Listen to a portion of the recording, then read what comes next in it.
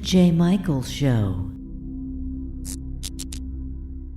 Welcome to the show. We've got a really great guest for you today. Her name is Musetta Vander, and she's been in everything. And we're going to be talking about all of it. Let's meet Musetta. Well, hello, everybody. Nice to meet you virtually, even though I can't see you. Yeah, we don't have an applause track either. We need that. There you go. There you go. Okay, well, let's go back to the beginning. You are a child actress, right?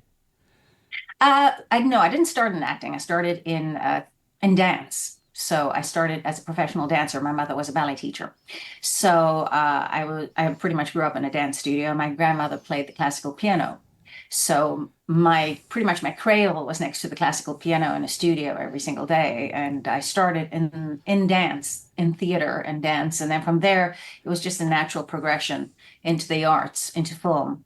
I started doing commercials, and then one day somebody spotted me on a commercial and said, "Oh, you should come try out for this movie." And so I went for the movie, and one thing led to another. And then I met my ex, and we ended up moving to LA. And most of my work was done here, though. I did one feature film in South Africa before I came here. Yeah, that's and then, right. of course, dancing and a lot of stuff. Yeah. You're originally from South Africa, I and am. it's very different there than here.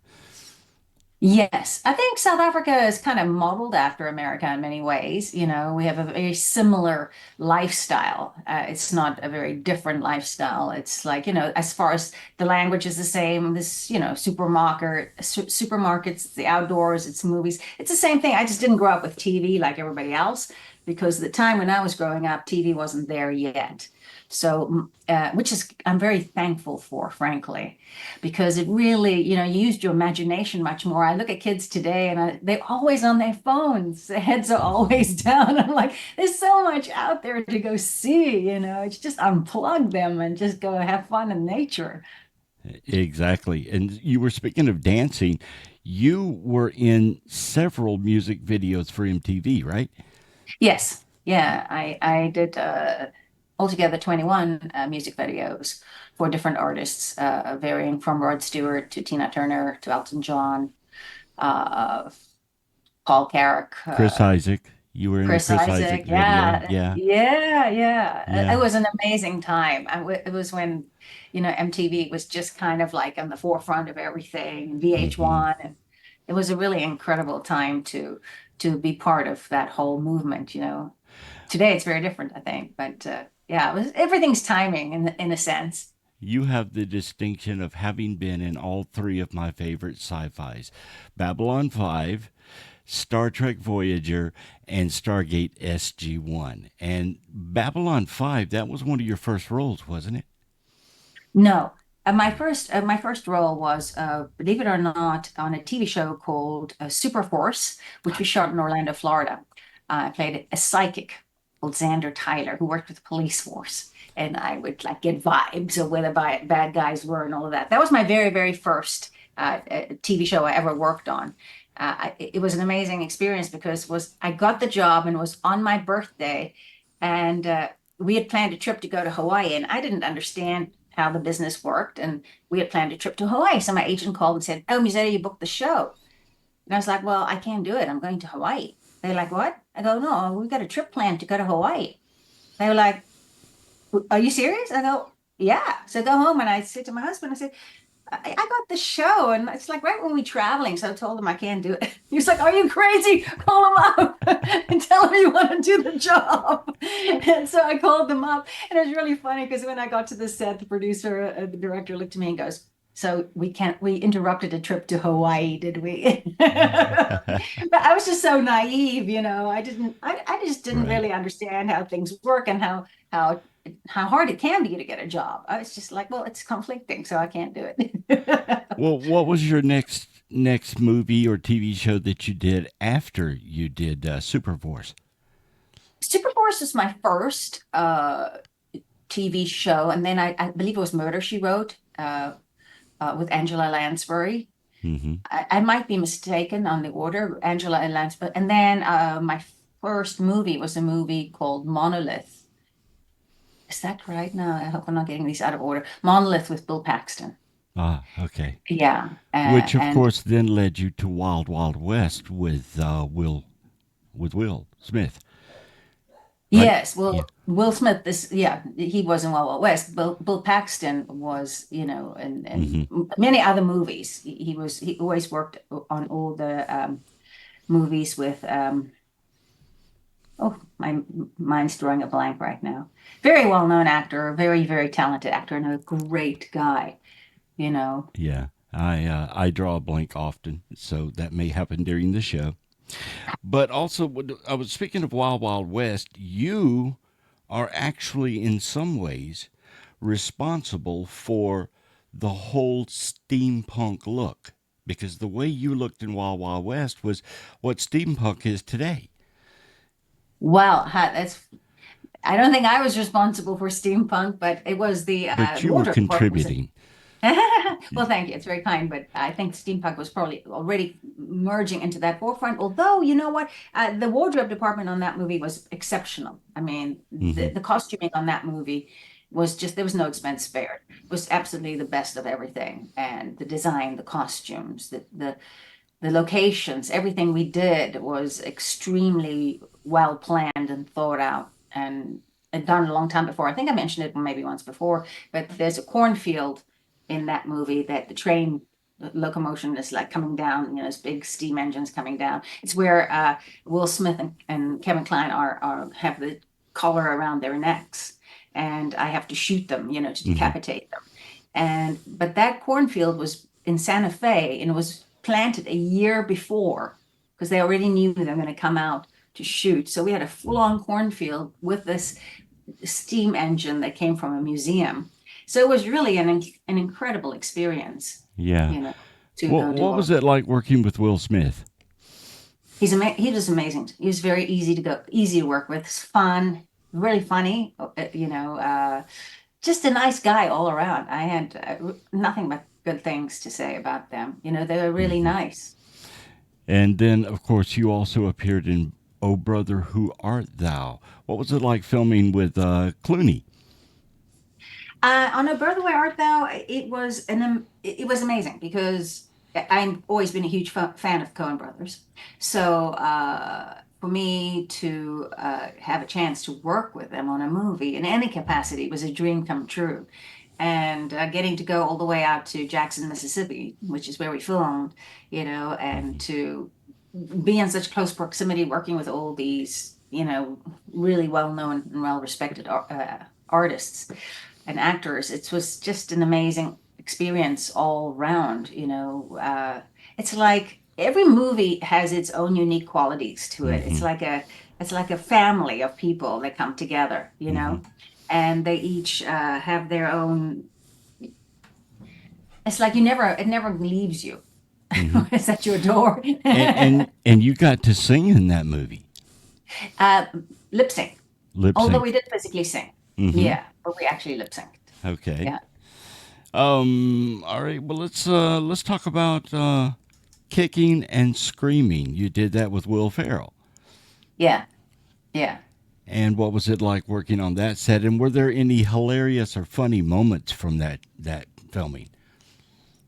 There was a lot of um, that movie started and then stopped for about 3 months and then picked up again and started again. There was a change over in the uh, from producers down to directors. So it was a an interesting experience to say the least. It was amazing to be able to work with Robert Duvall, Hmm. which was a dream come true. I really never in my wildest dreams thought that I would be working with him. And So yes. yeah, Will was funny, but most of my scenes were with Robert Duvall, and he Hmm. was lovely. He Uh-huh. was, yeah, he was very nice. Well, you've done also several television shows: Hawaii Five O, Criminal Minds, NCIS, Frasier. Anything steps out or stands out interesting that happened during filming any of those? Um, well, besides being, when you, besides getting flown out to Hawaii, which is Hmm. amazing to go film, Hawaii Five O. uh, that was the first time I've actually played like a cop, so I like that. I've played a lot of tough characters, but I never played a cop in that sense. I played some outlandish type of cops in movies like Transylvania, but never like a real cop. And I liked working on, I like working, look, any actor likes working. Hmm. And when you're working on top quality shows, it's always a pleasure Hmm. to do it. You come into a very well-oiled machine Right. and you just have to fit in perfectly. It's not like they're trying to figure things out. You just either blend or you don't blend, but they won't hire you if you didn't blend. Exactly. So yeah, You you can't come make in it up and as you you go gotta know your along. stuff and you just do this, you just work. Right. Uh, when acting, do you prefer comedy or drama? It's hard to separate them. I actually like comedy a lot. Hmm. I think I love comedy. Um, I think that the comedy comes out of the drama, though. Hmm. So you can't separate them. You can't really separate and say, "Oh, I prefer drama." I think it's easier to do drama than comedy, put it that way. Hmm. It's much more difficult to make people laugh than to make people cry. Well, So. another quick question, and I know I'm kind of jumping around here, but are you still dancing? Do you still dance? No, I don't dance anymore. I do some exercises. I mean, sometimes I go to a ballet class and I look in the mirror and I go, okay, I used to dance. Hmm. When so much time has passed, I still go now and then, but no, I don't dance anymore like I used to. I just go to yoga. I'll do a lot of yoga. Hmm. I do other kinds of classes like Pilates, yoga. I do go once in a while to a ballet class, but it's kind of hard when you look at yourself and you know how you used to dance and you look at it today and you go, I don't call that ballet anymore, Yeah. but Yeah. yeah, but it's fun. I still do it. I Okay. think it's important to exercise. I think you have to exercise always. I think the minute you stop exercising, everything in the universe is constantly in motion. Right. So when things start to slow down and stagnate, then everything comes to a halt eventually. So it's the same with the human body. No matter what business you're in or what you're doing, I think it's very important to keep your body well oiled in the sense of keeping it in motion, doing Hmm. some kind of an exercise, even if it's just to move the joints, the shoulders, the hips, the hands, whatever, and the head especially, because there's so much tension in the head. Uh, it always builds up and bottlenecks into your neck. Yeah. Have you ever done stunts on a show? Yeah, yeah, yeah, especially Tell me about on low that. budget movies. Well, there's one I did on a movie. Well, there's several. When you do a lower budget movie, they tend to not have the money for doing hiring stunt people sometimes. So one movie I was in Romania and I was shooting. We were one of the first movies in after the fall of Ceausescu, and we had this scene where I ride up on horseback and I have to pull up on horseback and I have to look out over the landscape and I have to say the line, the mother lode, because I'm looking for this rare mineral called the zirconium, which is Hmm. like kryptonite. So anyway, so we get to the location. Now we're on the border of Russia and Romania, and we get to the location, and the director's like, "Okay, bring the horses." And everybody in the no, no, no, horses, horses, What where's the horse? horses? Yeah, there were no horses. Okay. And so the horses were left in Romania and Bucharest, and they weren't in Russia. So anyway, make a long story short, the director is desperate for the shot and he looks around like that, and he sees this really tall grip. And he goes, "You, come here." And I'm like, "No." He goes, "We don't have a choice. We have to get the shot." I mean, it's like, so he goes, "Yeah, okay." He said, "You're gonna get on his shoulders." Okay, now bear in mind, I have leather chaps on, like Hmm. I got like belt buckles and bows and all kinds of stuff. And he makes me climb onto the shoulders of this very big burly Romanian grip. And and I have to pretend like you see the shot. I can pretend I'm riding in on the horse like this. The guy's galloping in like this. Right. He's riding, and then he stops, and I'm going to pretend I'm pulling the reins, and I'm going to look at him, and I'm going to say, "The mother lode." It was hilarious. The crew were like falling around on the floor laughing. Okay. Hmm. They gripped the poor guy. You couldn't keep a straight face. It was so funny. I mean, it was just so funny to do these things. That's one of the stunts. Well, that wasn't really a stunt, but that's one thing that I did. But talking about horses, I did one scene in a different movie, also in Romania. Hmm. And I needed to be on horseback for the scene. And my character was very, very I'm a vampire slayer. Oh, And okay. I have to be very agile, and I'd be on horseback, and my horse is galloping down next to a train. Okay. And I pull up in front of the train, and the train's coming. There's another train coming from the distance like that. And I'm waiting for it. Now, I can ride a horse like a that's over here in LA that's been well trained. And Romanian horses don't speak English. Okay. And second of all, they look at me and they go, you can't ride a horse. All right. So I'm on my horse, standing by the railroad track. This like on the other side of the railroad track, it's like a dip like that. And the steam train starts coming. And it's like my horse is like and I can feel he's uneasy. As the conductor pulls the Hmm. and my horse backs up like this, and he goes up like that, and he's like, I am out of here. And he turns and he gallops at full speed. Oh, wow. But and he like if the train's coming this way, I'm galloping this way. Now, mind you, I can like do basic horse riding. Okay. Right. He's going so fast. I could be like in the Kentucky Derby. Okay. I'm just like holding on like crazy, praying that I don't. He's heading right for the Romanian woods, praying that I don't fall off. I had visions of me like dying in a Romanian forest somewhere with a horse dragging me. Anyway, and I pull in as hard as I can, and I get this horse to kind of stop, and he turns like that, and he turns around and he gallops right back, but at like lightning pace. Okay. Wow. And it's this black horse, and the movie crew is sitting in this tent because it's hot. They're sitting under this like makeshift tent, and they all with their cameras and the monitors and stuff. And this horse is galloping straight for them, and they're all like, "Oh my God, it's coming right for us." And I'm reining this horse in like this, and the last minute it turns away and it goes back to where it was supposed to be by the railroad tracks, and he goes like this, and he jumps, Oh, and he jumps goodness. over this ridge to the other side. How I stayed on that horse, I don't know. It was a blessing from God, I tell you, because Wow. I was going very fast, and finally the horse calmed down when he was on the other side of the railroad Uh-huh. tracks.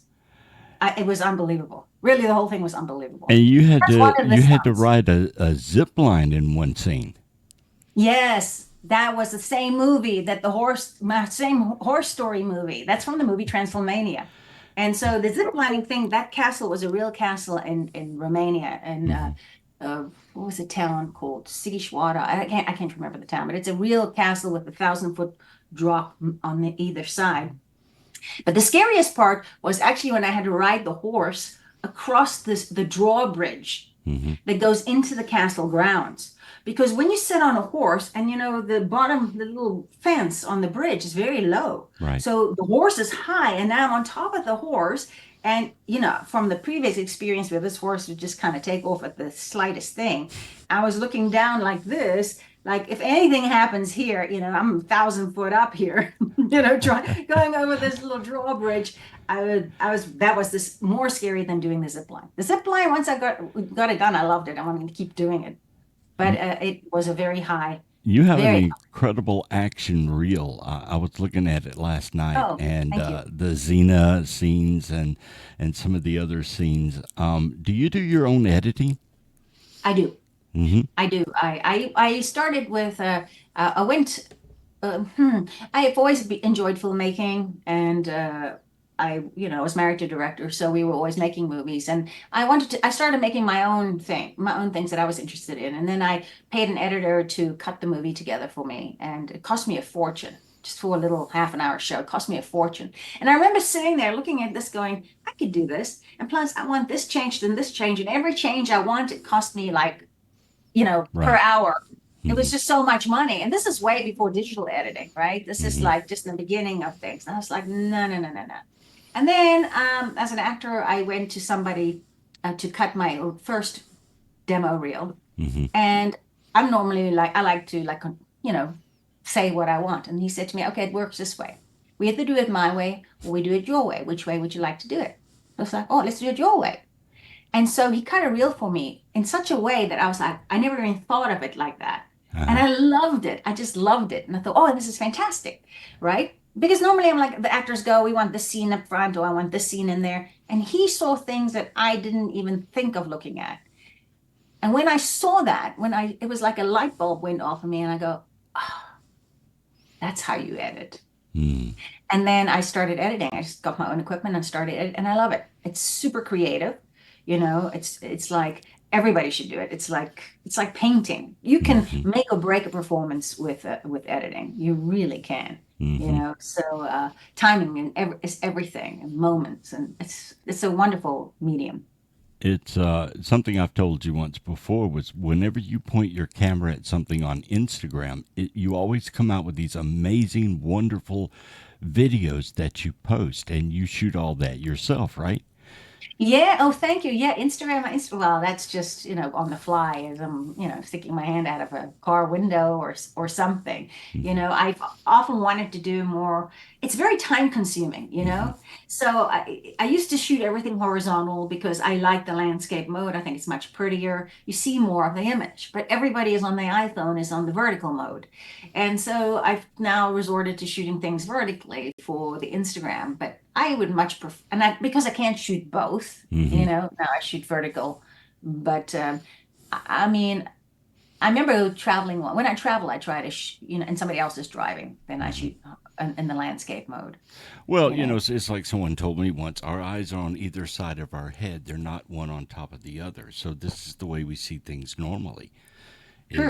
Is in the landscape mode, and so it's really good that you put those videos on on Instagram, because I enjoy every time I see that you have a new video on Instagram. I'm always like, okay, let me get set down where I can just watch this, Oh, that's very kind. It's very sweet. Yeah, I used to make them longer, but I find people don't watch that much of it. People's attention span's very short when they're scrolling. So I make shorter videos now. I keep the long stuff for me, for my own records. But I think I want to get back to doing, like, I'm planning a trip coming up, and maybe I'll shoot a little bit more, make it more like I used to. It's Hmm. just sometimes becomes like you've got all this equipment, and you're so involved. I'm so involved with looking at the shot because I see this and I think, oh, that's beautiful. Or I see that, I think that's beautiful. That you don't relax. You don't Hmm. enjoy your vacation. You're so Well, busy maybe seeing you'll go things. back to South Africa and shoot the waterfalls again. At the waterfalls. Yeah, isn't there waterfalls in South Africa that you had filmed some Oh, once? that's you're talking about Botswana. There's the Big Falls. Hmm. Yeah. Yes. Yes. Yes. Yes. There's lots of beautiful places Hmm. everywhere. I mean, even here. I mean, the beauty is just staggering. I mean, one of my favorite videos I shot was when we went to a little town called Bodie, an Hmm. old mining town. That I put on my YouTube channel. Some of the horizontal ones I put on the YouTube channel. It's just, Hmm. I don't know. They're It nice. just seems Good like memories. whenever you point your camera at anything, it's always Oh. something beautiful. Well, thank you. It's very kind. Well, okay, so moving on now, let's see. You do a lot of sci fi, so you do sci fi conventions, right? I do. Not Uh, a lot. I Not a don't lot. do a lot. No. Um, I do maybe one a year, you Hmm. know. Are you asked very often to be in them? Sometimes not a lot, because my characters in numerous different shows. Hmm. Like I'm a guest star on numerous different shows. So sci-fi conventions normally have uh like let's say Star Trek. Hmm. Star Trek will have everybody who's in Star Trek, not Hmm. necessarily Babylon 5 or Stargate, or you know what I mean? It's that Right. genre. So depending on what convention it is, yes, then I get an invite for that. You know, there's a lot. And There's of so many course, different there's conventions. Stargate and Star Trek and Babylon 5 and Xena, and so you could Ina have has gone on forever. a whole bunch of things there to sign and give away. Yeah, I'm going to a Star Trek convention in Las Vegas this year, Hmm. and I did the Xena convention earlier this year. That was the 25th reunion of Xena, if you can even Wow. believe that. It's still going, Hmm. which is amazing. I mean, it's really incredible, and the loyalty of the fans are amazing. All these shows really have a very big and loyal following. Uh-huh. Okay, well, conventions and everything. What do you have filming now or about to come out? Actually, I'm heading to Florida in about a week or so.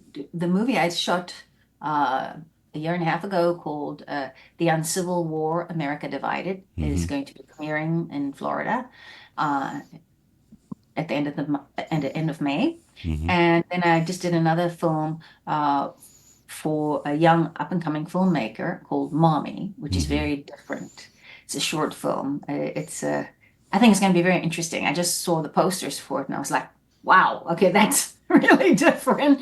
So I mean, I'm curious to see how this is going to turn out. But it was an interesting script. It's about a dysfunctional family. Oh, wow. And yeah, I really liked it because it was gritty. And yeah, he just, you know, thought of me for the role. And I thought that was very, very great, Hmm. fabulous, you know. You And you did a film a few years back called Johnny, and I thought it yeah, was your absolute best performance because it's very emotional.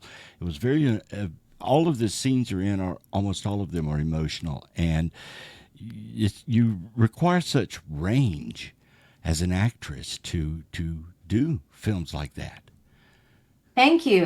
Wow, not many people bring up Johnny. You know, I think you're right. Johnny was a very, very heavy emotional uh, requirement for the character. The director wanted a lot of emotion, a lot at the time. He wanted this character a very specific way, and for me, I'm fortunate. Emotion is not as easy for me to do. I don't find it hard to do emotion. I just um, I think my very first entrance into acting here in LA was a show called Soweto's Burning, Hmm. which had an enormous amount of emotion on it. By the time we finished doing that, it was every night, you know, from you step onto the stage. It's not like a movie where you do your scene and then you have a break and, you know, go have water, go outside. You will do it, you on stage for like an hour and a half or whatever the length of the play was, in full emotion every night. Right. That by the end of the week, I could barely get out of bed. It was so draining on me. It was such an Hmm. intense play. And people got really involved in this play. And Johnny reminds me of that. It had a Hmm. lot of that type of emotion, very heavy, It heavy did. emotion. It did. Mm. What do you do to prepare for a role if you know it's going to be emotional or it's going to be comedy or what do you do to prepare?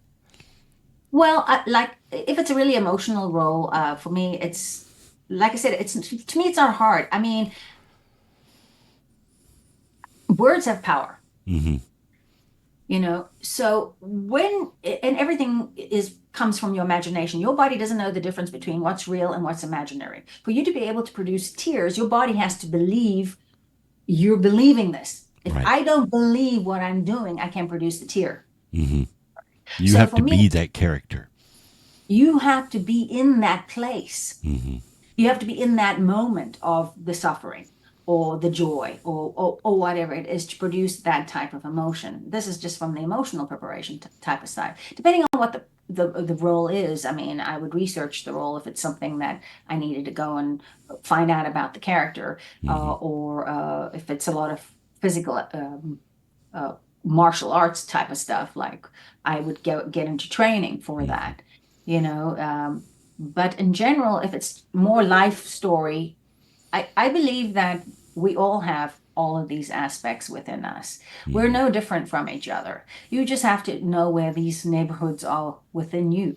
You know, we all have these different neighborhoods inside of ourselves. I think the guy who sits in jail who did something horrendous never thought he was going to end up there. It's this thing that happens in an instant that shifts that go into a toxic location within the mind and the body and, you know, commit a crime.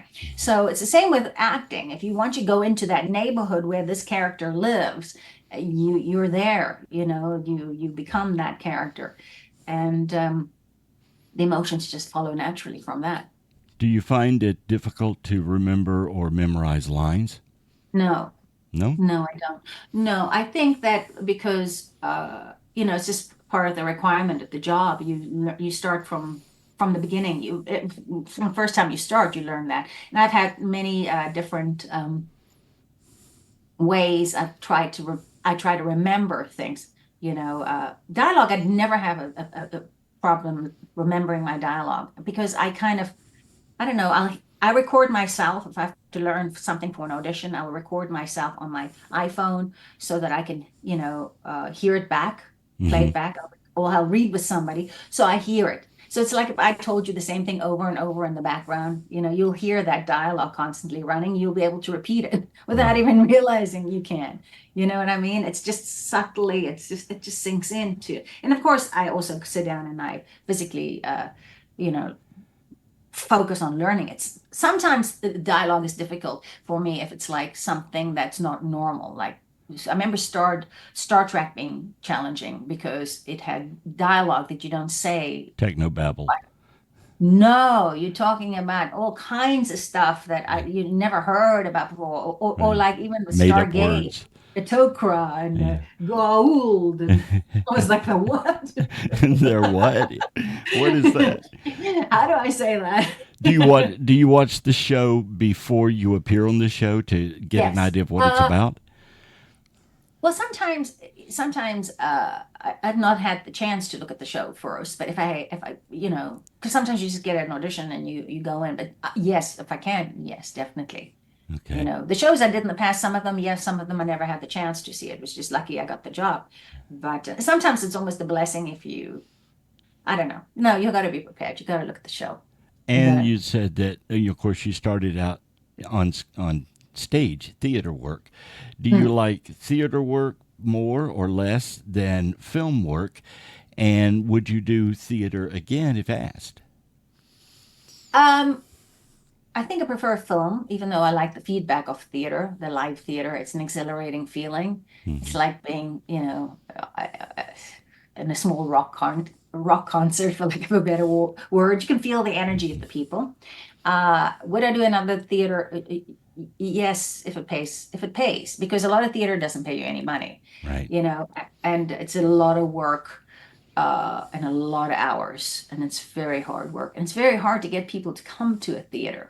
If Right. you're on a Broadway, off Broadway, sure, it's easy. You get paid, the audience is built in for you, the advertising is there. But when you're doing anything that's smaller, it's a lot of hard work. I mean, I went to Edinburgh, Scotland, with somebody who I coached for a one-man show, who did a one-man show there at the Fringe Film Festival.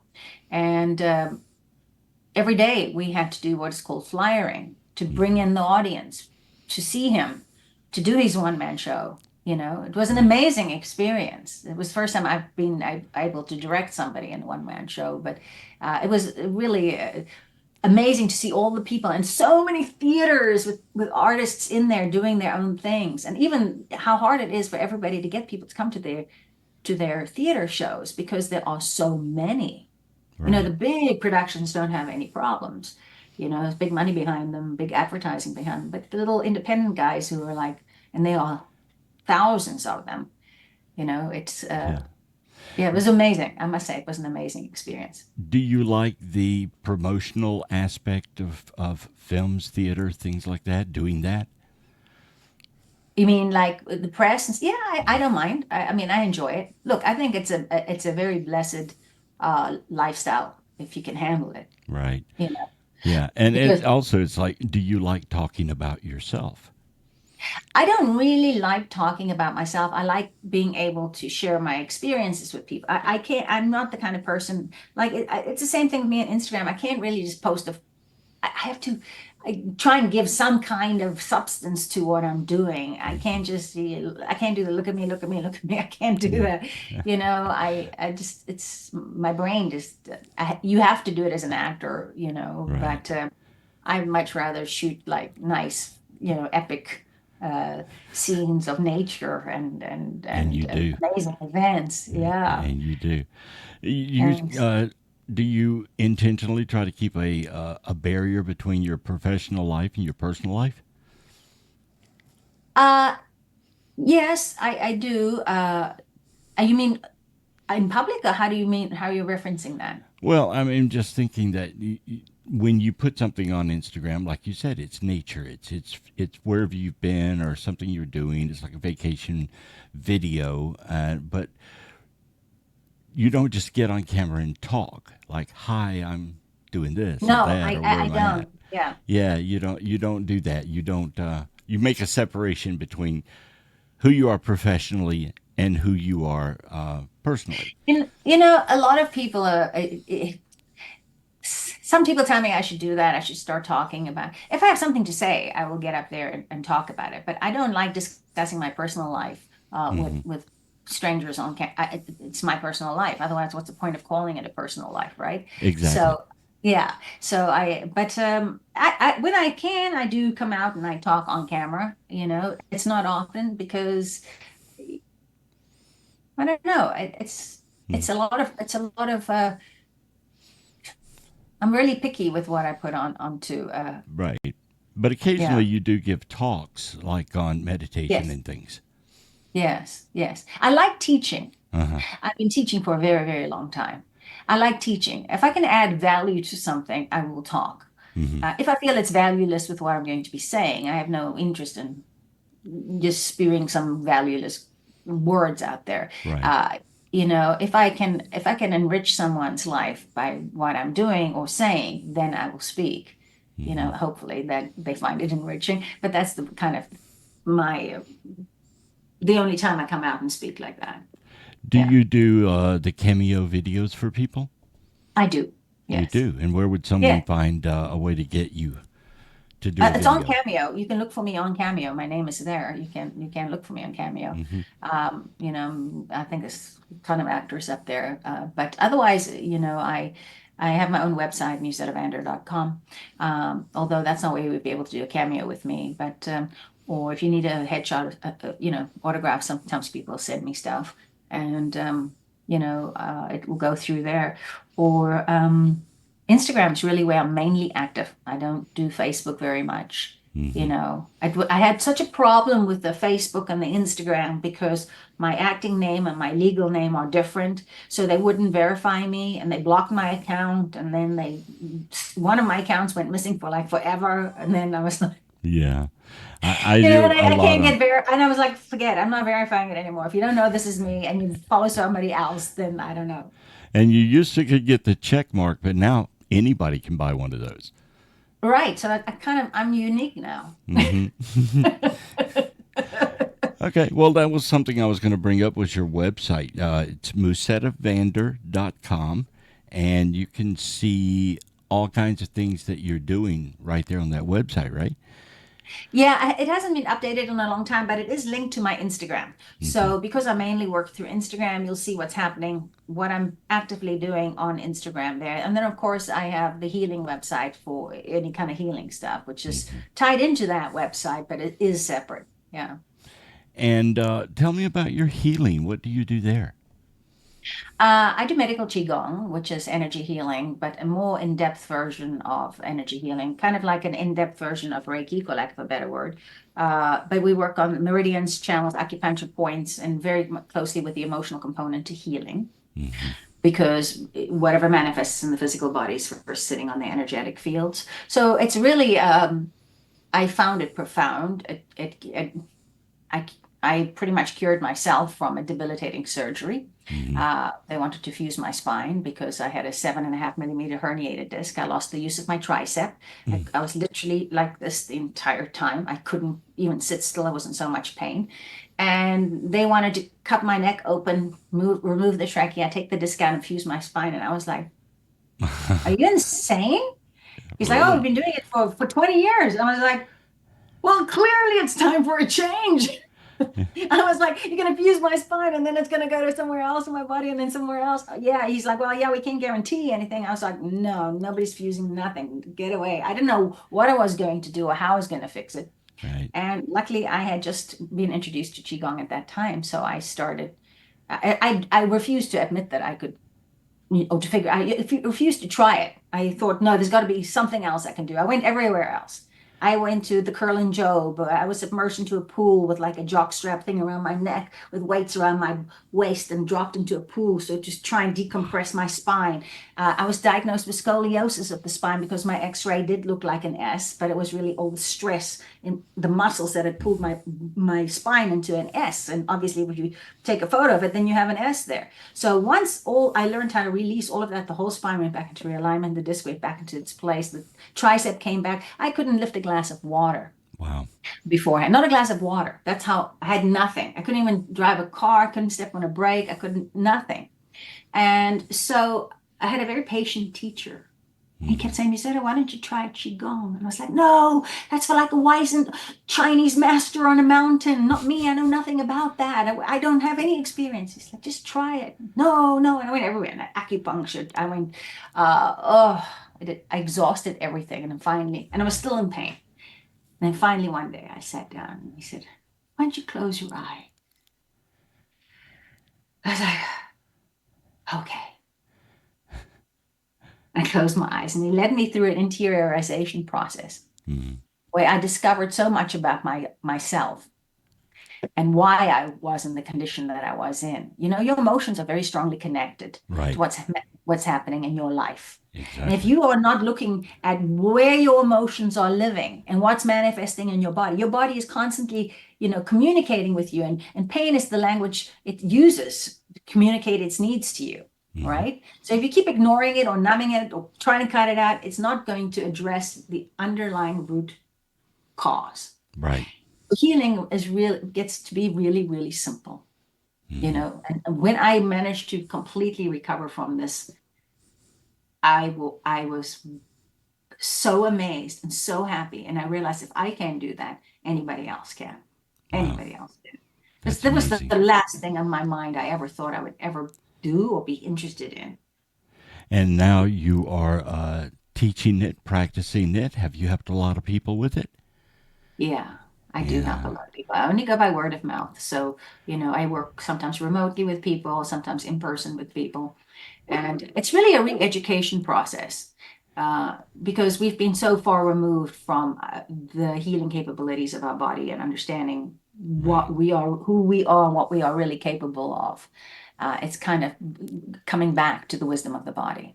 So someone could contact you and get a healing through Zoom or something like that? Yes. Yeah. Do Yeah. you have a contact for that on your website? You can go to Swimming Tiger Qigong, and you can send me an email. And swimmingtigerqigong.com, Q-I Qigong, G-O-N-G, swimmingtigerqigong.com. And just send me an email through there, and then I will reach out and we can set up an appointment time. And I pretty much it's a re-education, you know? I mean, knowing what I know today and knowing when I started there, I mean, today I know a lot. I think, you learn as you grow older, you get more experience, and you also, when you're working with other people, you also learn a lot, you know, but it always comes back to where are you living up where here? you are in your head. Where is your mind? Exactly. Because your mind is constantly going like this, even if you think you're not. Yeah, the monkey mind thing. Always talking. Well, Musetta, it has been wonderful talking to you today. You can get in touch with her at musettavander.com or just look at her website and check out her Instagram. And she's always posting wonderful things on Instagram. Guarantee you'll like her videos. Well, thank you, Michael. I really appreciate you having me, Jay. Thank you so much. And we will see you next time on The J. Michael Show.